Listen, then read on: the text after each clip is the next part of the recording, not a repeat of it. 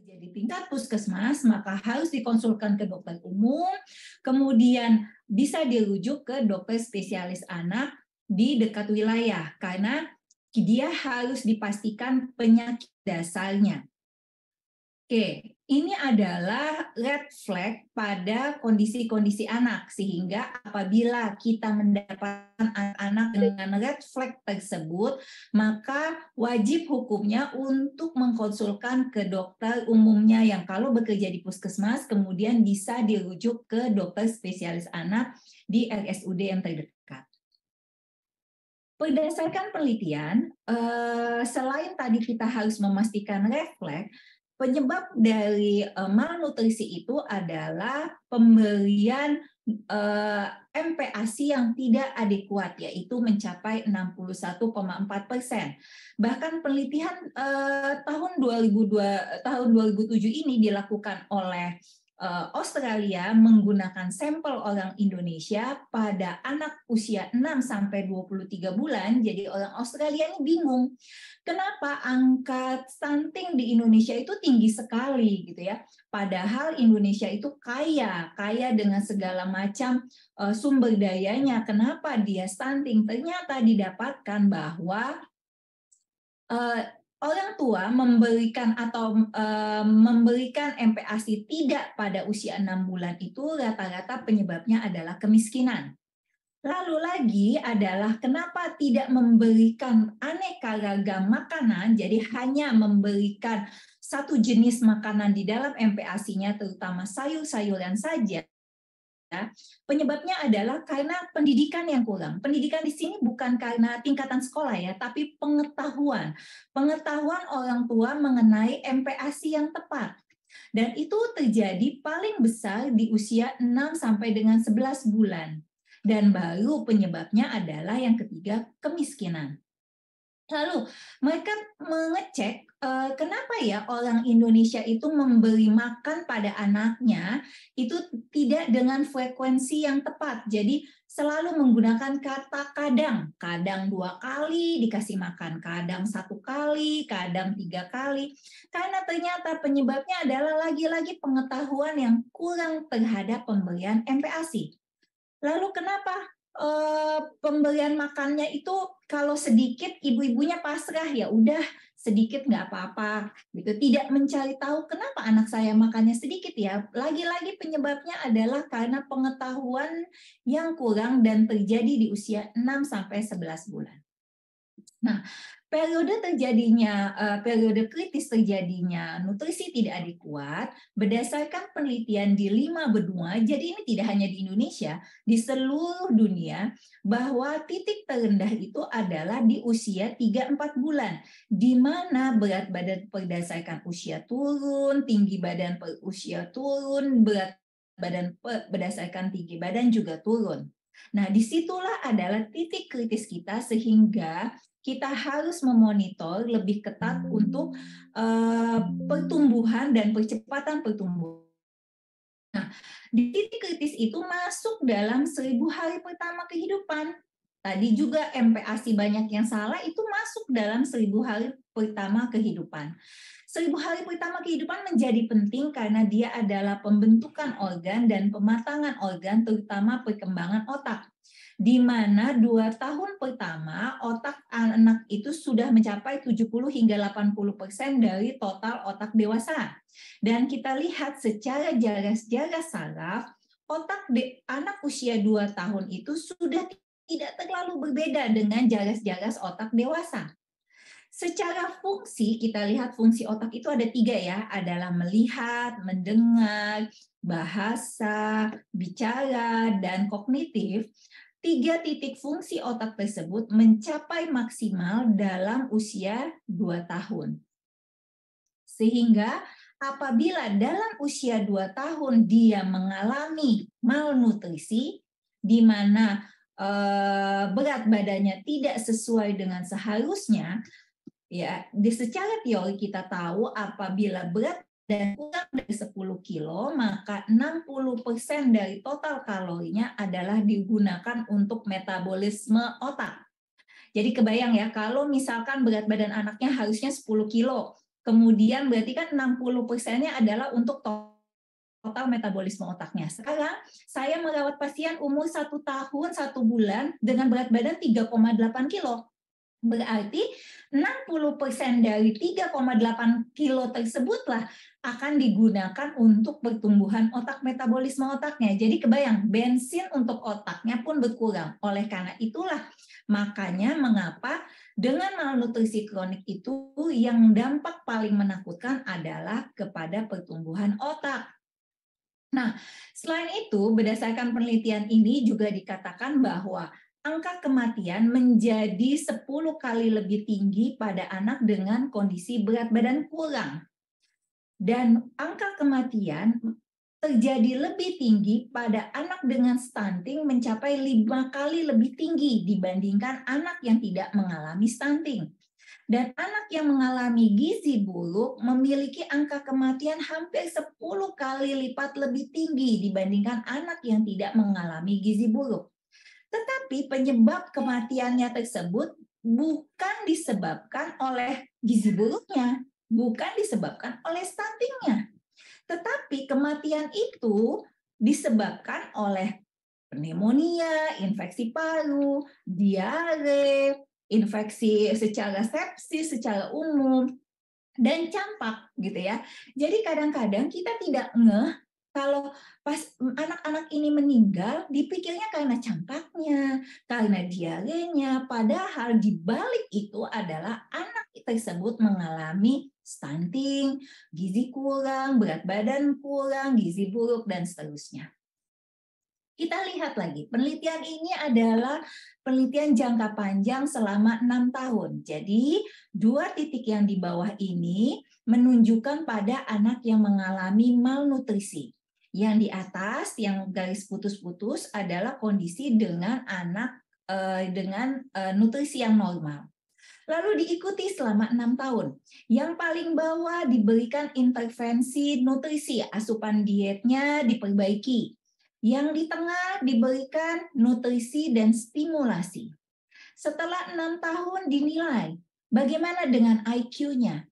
Ternyata anak yang diberikan nutrisi dan stimulasi pada anak yang mengalami malnutrisi lebih baik IQ-nya dibandingkan anak yang hanya diperbaiki nutrisinya saja. Tetapi bukan itu poinnya. Poinnya adalah 2 titik ini lebih rendah dibandingkan dengan anak yang tidak mengalami malnutrisi. Artinya mau dikasih makan, mau dikasih stimulasi, setelah 6 tahun dicek IQ-nya, IQ-nya juga lebih rendah daripada anak yang tidak mengalami malnutrisi.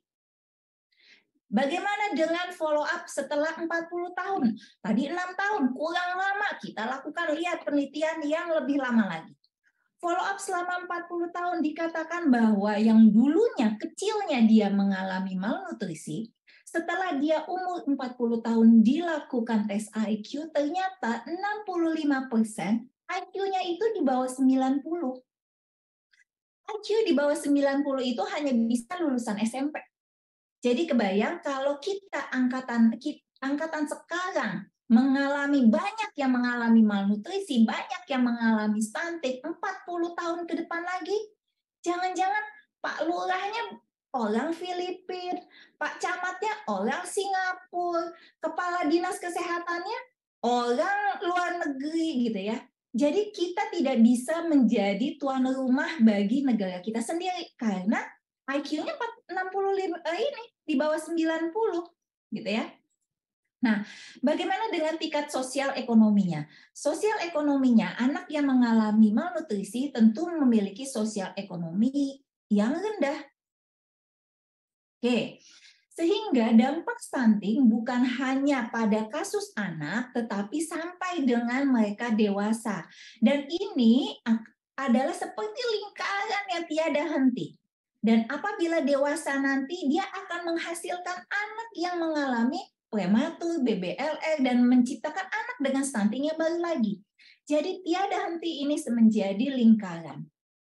Jadi betapa berat sekali. Maka malnutrisi yang terjadi pada 1000 hari pertama adalah irreversible.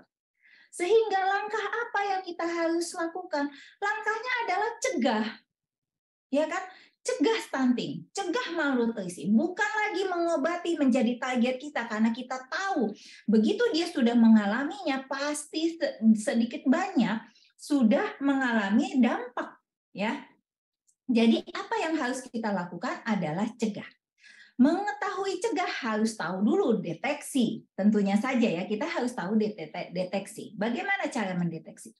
Sudah diatur oleh pemerintah tahun 2020 melalui standar antropometer yang baru. Ini adalah peraturan yang baru. Tidak lagi merevisi dari peraturan yang lama. Sehingga apabila kita tidak melakukan ini, kita salah. Karena sudah diatur oleh peraturan pemerintah. Apa itu? Satu, kita harus melakukan penimbangan yang benar. Yaitu dengan baju minimalis. Saya masih banyak sering keliling ke puskesmas, keliling ke RSUD, menimbang anak dengan pakaian lengkap seperti ini. Ini tidak boleh dikerjakan. Baik, karena kita tidak akan bisa melihat apakah anak ini mengalami malnutrisi, stunting, atau seterusnya. Lalu yang kedua, ukurlah tinggi badan yang benar. Kalau dia di atas 2 tahun berarti mengukurnya secara berdiri dengan mata pengukurnya dari depan. Lalu kepalanya sampai dengan usia 36 bulan. Ini kesalahan yang sering terjadi. Pakai baju lengkap, semuanya mengukur, melihat ke kakinya, nggak ada yang megangin kepalanya, mengukur dengan pakaian panjang, tidak jelas kakinya ada di mana. Ya, hal-hal sepele ini tentu saya harapkan sudah tidak dilakukan oleh seluruh ahli gizi di Indonesia. Lihat kesalahan yang sering terjadi, mengukurnya sudah benar tetapi tidak dari depan, harusnya dia harus berhadapan dengan anak. Pengukuran berat badan menggunakan jarum, jadi ini timbangan jarum, harusnya pengukurnya itu melihatnya dari atas. Mungkin kalau di kota besar pengukurnya sudah pakai digital. Ya, tetapi di beberapa daerah ya saya keliling Indonesia itu masih menggunakan jarum. Kalau jarum maka kita harus melihat tepat tegak lurus di atas jarum tersebut. Nah, apa dari Permenkes itu juga diatur setelah mengukur yang benar, timbang yang benar, apa yang harus kita lakukan? Yaitu 2 yang harus kita lakukan. Mengatur status gizi anak, menentukan status gizi anak, dan menentukan peran pertumbuhannya. Jadi ada 2 yang harus kita akan lakukan.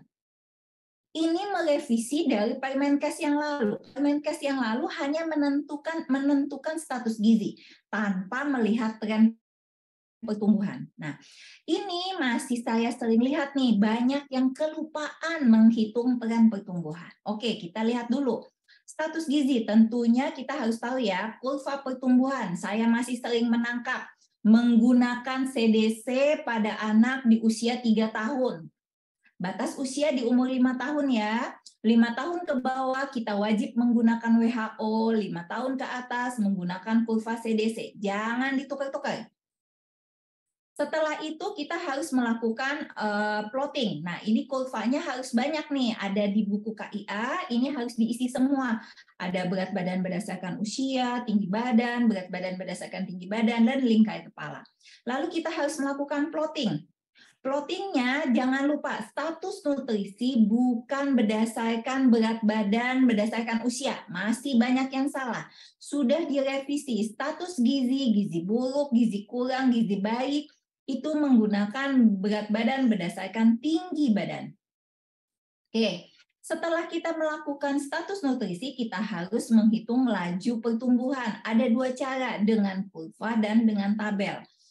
Menggunakan kurva adalah seperti ini. Kita harus menilai apakah dia naiknya cukup atau naiknya kurang, atau menggunakan tabel. Ini ada di dalam buku Permenkes yang tadi, ya. Jadi ini adalah bentuk ringkasannya.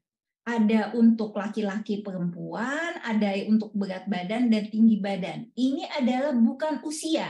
Lagi-lagi ini bukan usia. Diharapkan semua ahli gizi di Indonesia sudah paham menggunakan tabel ini. Jadi ini adalah interval ya. Jadi apabila anaknya datang kita di usia 3 bulan, kemudian dia datang lagi di usia 6 bulan, berarti kita menggunakan interval 3 bulan. Ada juga yang tinggi badan. Nah, tetapi ini adalah ringkasan, bentuk aslinya adalah ini.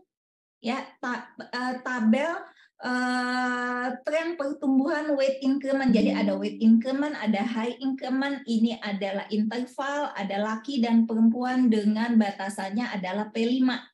Gitu ya. Kalau tenaga kesehatan saya mengajarkannya adalah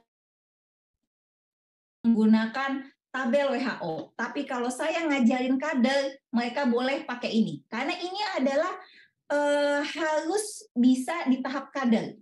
Tetapi kalau kita tenaga kesehatan, ahli gizi, dokter, semuanya harus menggunakan tabel ini. Karena ini adalah lebih presisi. Setelah itu, kita sudah tahu deteksi, karena ingat ya, langkah kita itu adalah cegah.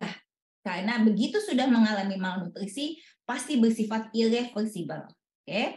Nah, sekarang apa yang harus kita lakukan cegah? Ini sudah ada di dalam peraturan presiden yang terbaru tahun 2022, baru keluar sekitar November. Oke. Di sini kita lihat bahwa tahapannya bukan lagi di puskesmas, tahapannya itu udahlah di kader. Jadi saya kemarin keliling Indonesia melatih kader, gitu ya, melatih kader untuk bisa menentukan apakah dia weight faltering, makanya dia pakai tabel tren pertumbuhan. Berat badan kurang, gizi kurang. Jadi kader kita sekarang harusnya lebih keren gitu ya, lebih pintar menentukan gizi buruk, stunting atau dia BBLR atau prematur. Nah, untuk kasus stunting dia harus segera dirujuk ke puskesmas dan dikonfirmasi. Jadi puskesmas hanya bertugas mengkonfirmasi, tidak mengobati. Dan kemudian harus dirujuk ke RSUD karena stunting harus ditata laksana oleh dokter spesialis anak. Yang lainnya bisa ditangani oleh di puskesmas kecuali apabila kondisi weight faltering, berat badan kurang, gizi kurang yang sudah dilakukan tata laksana selama kurang lebih 1 minggu, tidak berhasil, atau gizi buruk yang tidak berhasil ditata laksana di puskesmas, atau tidak adanya F75F100 dengan mineral mix. Ingat ya, F75F100 tanpa mineral mix bukan F75F100. Jadi dia harus ada mineral mix. Maka kalau tidak ada atau tidak bisa ditata laksana di puskesmas, maka dia harus dirujuk di RSUD. Jadi ini sudah menjadi peraturan presiden. Baik, sekarang kita judulnya adalah mencegah. Berarti kita mulai dari edukasi ASI. Tentunya kita harus memberi pemahaman bahwa ASI adalah segalanya, di mana dia ada faktor hidup di dalam ASI yang tidak dimiliki oleh susu formula, diawali dengan inisiasi menyusui dini.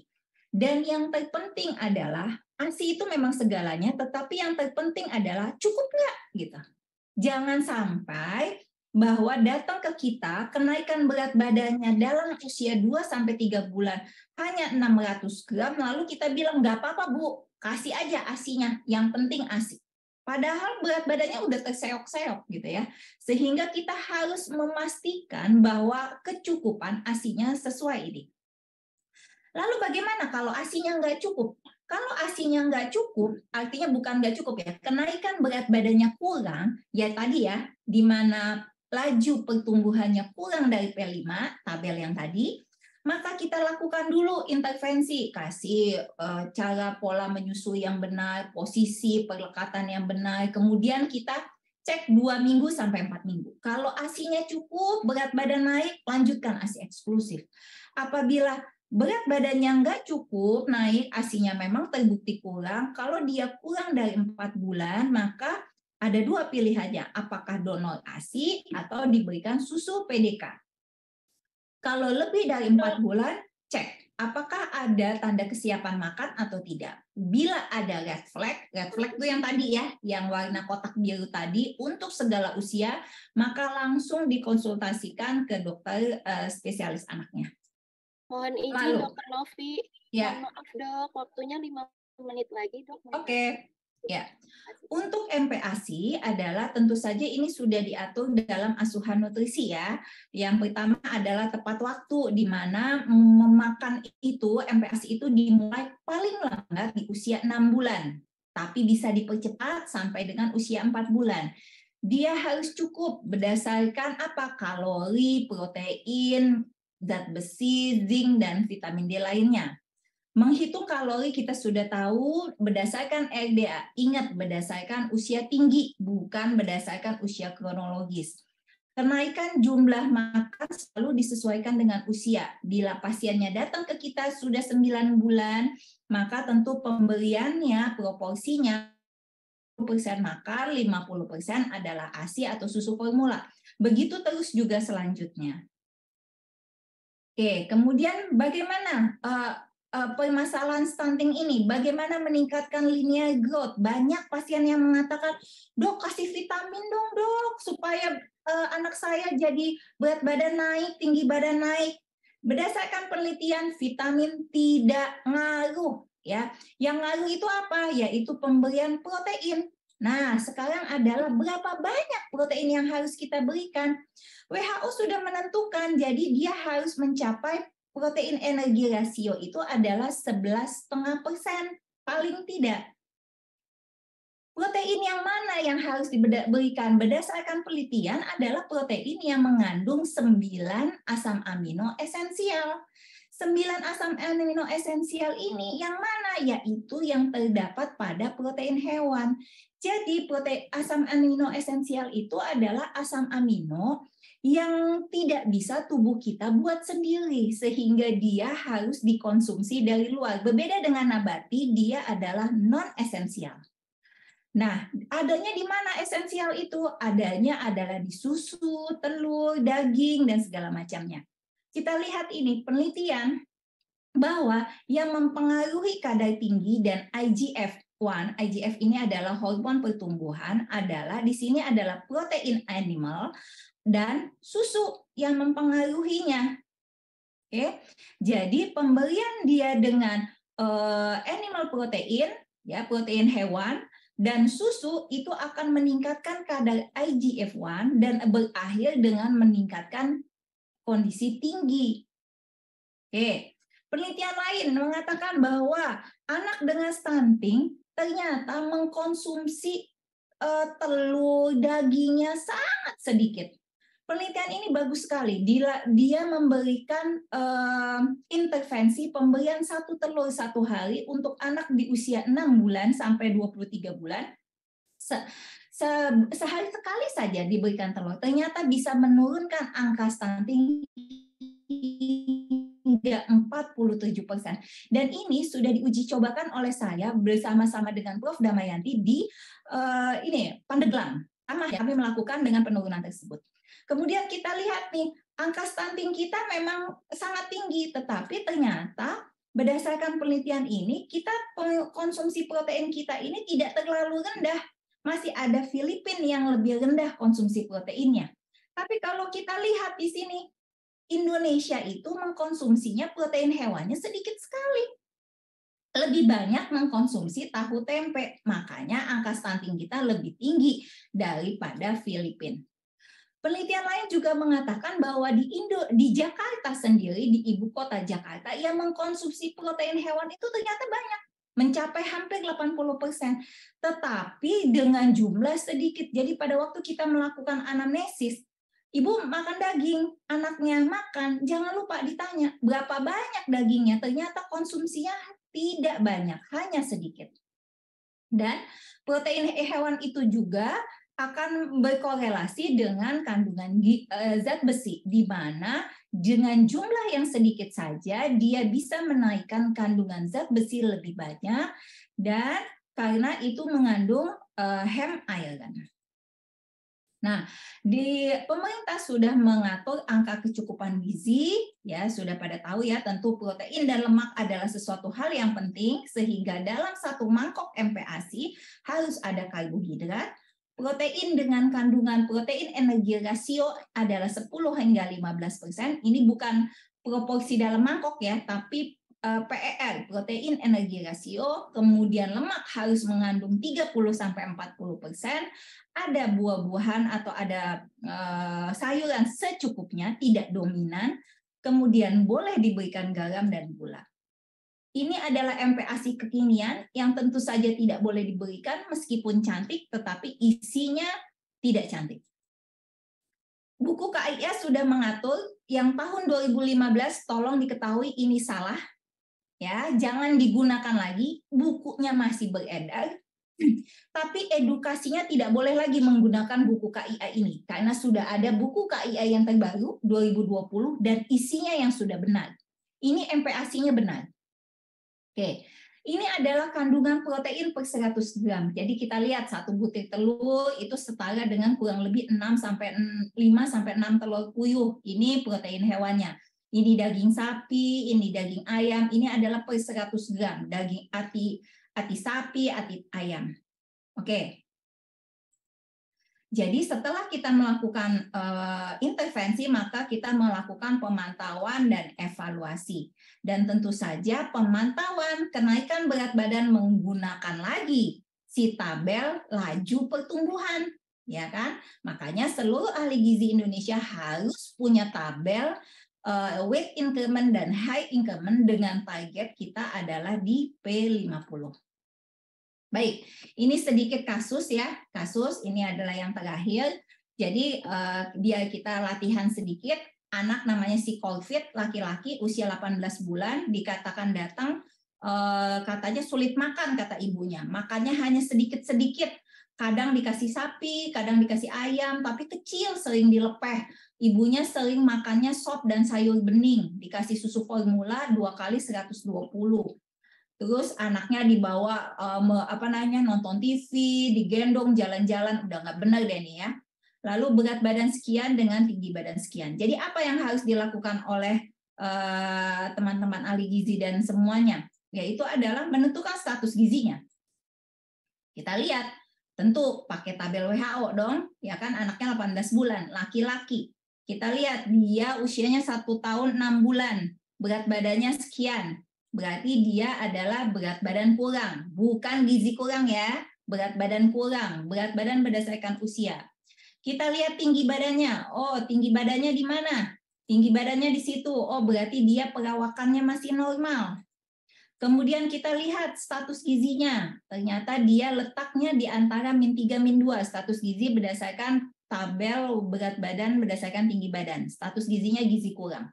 Sehingga si anak COVID ini adalah berat badan kurang, perawakan normal dengan status gizi kurang.